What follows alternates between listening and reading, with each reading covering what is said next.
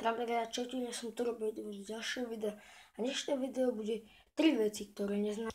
Ako prvá vec je, ktorú neznášam, to určite nemá rád z vás každý, keď niekto vám pôjde do izby a nezavrie dvere. To proste neznášam, je to hnusné a ten, kto to robí, tak by mal skapať. Druhá vec, ktorú neznášam, je keď niekto je polievku a strašne chlípa. Proste to neznášam, je to hnusné a neslušné. A tretiu vec, ktorú neznášam, je, keď niekto príde buď ku mne na návštevu, alebo niekto príde do mojej izby, alebo niekto taký kamarát a hneď príde, že to je pekné a hneď to začne obchytkávať. To proste neznášam, keď niekto zoberie napríklad ako toto auto takto a začne sa s ním hrať, a príde presne takto, ale že proste to začína chytať cudzie veci, proste toto neznášam. Ešte jednu bonusovú vec, ktorú neznášam, to je taká proste bonusová vec, ktorú ja neznášam.